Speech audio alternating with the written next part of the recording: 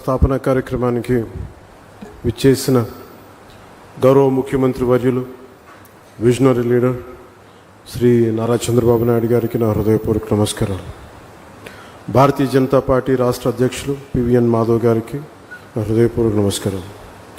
Founder and group chairman AM green ammonia private limited Shri Chalamalasetti Anil Kumar గారికి, అలాగే వారి పార్ట్నర్ శ్రీ మహేష్ కొల్లి గారికి, ఈ కార్యక్రమానికి విచ్చేసిన మంత్రివర్గ సహచరులు, గౌరవ రాజ్యసభ శాసనసభ్యులు, గౌరవ లోక్సభ సభ్యులు, గౌరవ శాసనసభ్యులందరికీ మనస్ఫూర్తిగా నా హృదయపూర్వక నమస్కారం. ఇక్కడికి విచ్చేసిన ప్రజాప్రతినిధులందరికీ, అధికారులకి, వివిధ రంగాల్లో పనిచేస్తున్న ఇంజనీర్లు, నిపుణులు, ఏఎం గ్రీన్ సంస్థలో పనిచేస్తున్న సిబ్బందికి మరియు వారి కుటుంబ సభ్యులకు, అలాగే మీడియా మిత్రులకు, రాష్ట్ర ప్రజలందరికీ నా హృదయపూర్వక నమస్కారాలు. ముఖ్యంగా అనిల్ చలమలశెట్టి గారి గురించి చాలా సంవత్సరాలుగా తెలిసాను. ఒక 14 సంవత్సరాల క్రితం కలలు తప్ప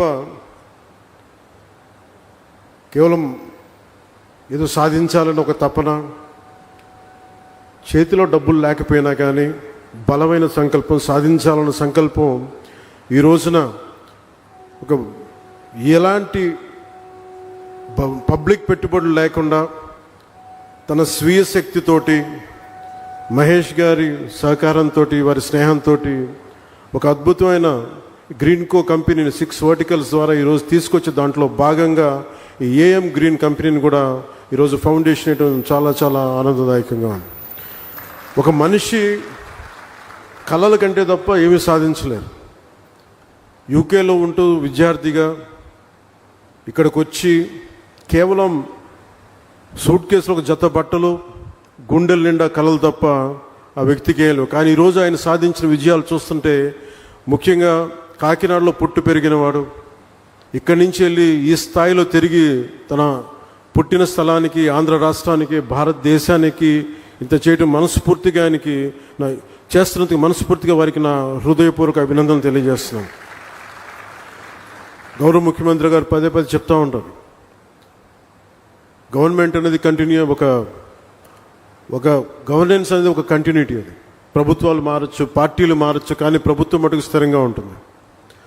గత ప్రభుత్వాల్లో, ముఖ్యంగా ప్రత్యేకించి గత ప్రభుత్వంలో పారిశ్రామికవేత్తలకి ఎలాంటి ఇబ్బందులు ఉన్నాయో అలాంటివి తెలుసు.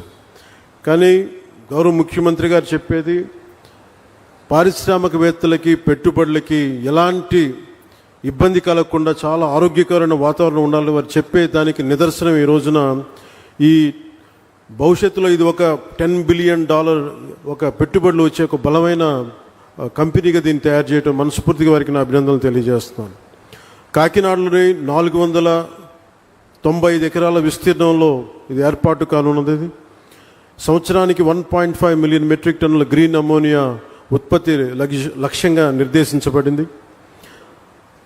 15,600 కోట్లు పెట్టుబడులు ఉండగా దానికి అనుసంధానంగా సుమారు $8 బిలియన్ అంటే దాదాపు 60, మన డబ్బులు చెప్పాలంటే 66,400 కోట్ల విలువైన రెన్యూబుల్ ఎనర్జీ